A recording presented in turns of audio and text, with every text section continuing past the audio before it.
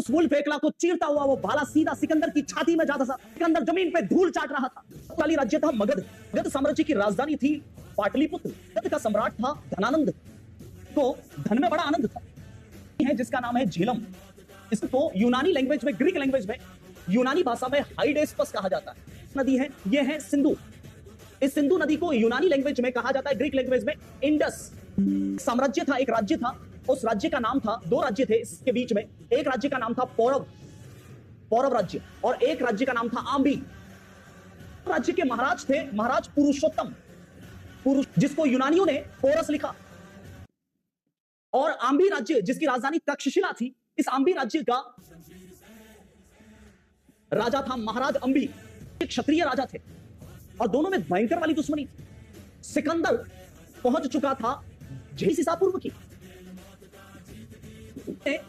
सिकंदर का साथ दिया और उसे झेलम नदी पार करवाई। सिकंदर आधमका था सीधा पौरव राज्य पर के बीच में, यानी महाराज पोरस और सिकंदर की सेना के बीच में एक भयंकर युद्ध हुआ, जिसे झेलम नदी का युद्ध कहा जाता है। उन्होंने बड़े शौक से लिखा कि सिकंदर ने इस युद्ध में महाराज पोरस को हरा दिया था। लेकिन थोड़ा सा मैं आपको ध्यान आकर्षित करना चाहूंगा।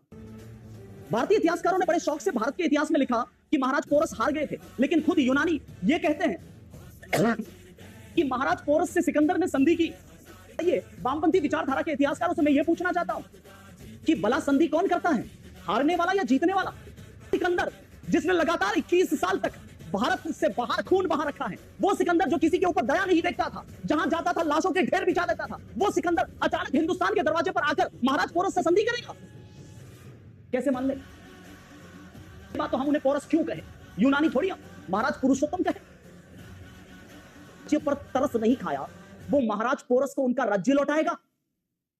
अब हकीकत सुनिए क्या हुआ था इस युद्ध में। उसने उसका सामना हाथियों से किया, हाथियों का इस्तेमाल किया था इस युद्ध में। और मैंने आपको पहले ही बताया, हाथी भारत की पहचान है, पूर्वी एशिया की पहचान है। पश्चिमी एशिया से आए हुए, पश्चिम से आए हुए आक्रमणकारियों को हाथियों के बारे में कोई नॉलेज नहीं है। उन प्रमुख सेना का ताकत है घोड़ा। जाता सिकंदर उन राज्यों को जीतकर उनकी सारी सेना को अपनी सेना में शामिल कर लेता। पुरुषोत्तम ने हाथी सेना का इस्तेमाल किया। ये यूनानी सैनिक हाथियों से लड़ना तो दूर की बात, हाथियों को देख के डर गए थे। तो हाथियों को उन्होंने पहली बार देखा था। आगे से सुंड, पीछे से पूंछ, किस ओर से खाता उन्हें पता नहीं था। पूंछ उठा के देखते थे किस ओर से खाता है। वुल्फ एकला, उस वुल्फ एकला को महाराज पुरुषोत्तम ने एक भाला मारा, एक किया, और उस वुल्फ एकला को चीरता हुआ वो भाला सीधा सिकंदर की छाती में जाता था और सिकंदर जमीन पे धूल चाट रहा था। है कि किसी या जो बिना हथियार के हैं उस पर वार नहीं करते या पीठ के ऊपर वार नहीं करते,